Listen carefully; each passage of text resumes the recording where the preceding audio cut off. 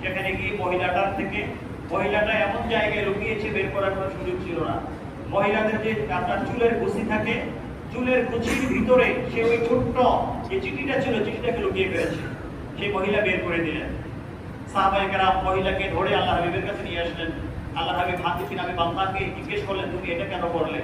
হাতিব বিন আবি বালতা রাদিয়াল্লাহু তাআলা আনহু বললেন, ইয়া রাসূলুল্লাহ, এখানে যত সাহাবায়ে কেরাম আছে, যাদের পরিবার মক্কা শরীফে আছে, প্রত্যেকেরই আত্মীয়তা মক্কা শরীফের কাফিরদের সাথে আছে, যার কারণে তাদের পরিবার পরিজনের তেমন ক্ষতি হয় না। কিন্তু আমি একজন ভিনদেশী মানুষ ছিলাম, আমার পরিবারের কেউ নাই। এজন্য আমি চেয়েছি এই তথ্যটি দেওয়ার মাধ্যমে আমার পরিবার যেন অন্তত শান্তিতে থাকে, কাফেররা যেন আমার পরিবারের ক্ষতি করতে না পারে। তিনি একটা অন্যায় করে ফেললেন পরিবারকে বাঁচানোর জন্য। সাহাবায়ে কেরাম ওমর রাদিয়াল্লাহু তাআলা বলেন, ইয়া রাসূলুল্লাহ, সাহাবায়ে কেরাম বলেন, আমাদেরকে অনুমতি দেন, এই তলোয়ার দিয়ে তার গর্দান উড়িয়ে দিব। মুসলমানদের সাথে সে গাদ্দারি করতে চেয়েছে। আল্লাহ হাবিব কি বললেন দেখেন, ইতিমধ্যে তিনি বদর প্রান্তরে অংশগ্রহণ করেছিলেন। আল্লাহ হাবিব সাল্লাল্লাহু বললেন, সাবধান, সে বদরি সাহাবী, আল্লাহ তাবারাকা ওয়া তাআলা ইত্তালা আলা আসহাবি বদর ফাগফারা লাহু। আল্লাহ রাব্বুল আলামিন যারা বদরে অংশগ্রহণ করেছেন তাদের ব্যাপারে আল্লাহ বলেছেন, আল্লাহ তাদের পিছনে এবং সামনের কৃত সব গুনাহ, পিছনে করেছেন সামনে করবেন, আল্লাহ তাদের সব গুনাহকে মাফ করে দিয়েছেন। এত বড় অপরাধ করেছে, আল্লাহ হাবিবের পক্ষ থেকে, আল্লাহর পক্ষ থেকে ক্ষমা ঘোষণা আসলো। কারণ বদরের মাধ্যমে ইসলামের জন্য বিজয় তারা ছিনিয়ে এনেছেন।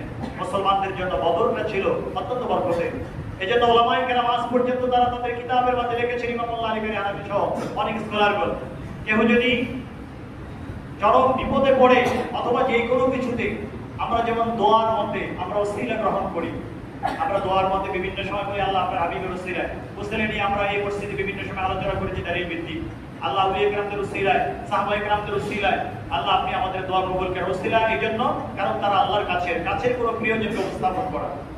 তো বদর যুদ্ধের সাহাবায়ে কেরাম তারা আল্লাহর এত কাছে ছিলেন, এজন্য বদর যুদ্ধের সাহাবায়ে কেরামদেরকে দিয়ে কেউ যদি ওসিলা গ্রহণ করে, তাকাব্বালাল্লাহ, আল্লাহ তাদের ওসিলাকে কবুল করে নেবেন, আল্লাহ তাদেরকে ফেরত দিবেন না।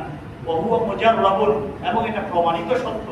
আল্লাহ রাব্বুল আলামিন যেন বদর যুদ্ধের চেতনা আমাদেরকে দান করেন, ঈমানি চেতনা আমাদেরকে দান করেন, বদর যুদ্ধের শিক্ষা নিয়ে যেন আমরা এগিয়ে যেতে পারি। আল্লাহ যেন আমাদেরকে মুসলমানদের বর্তমান সময়ে এই কঠিন পরিস্থিতিতে ঈমানি বলে বলিয়ান করেন। আল্লাহুম্মা আমিন।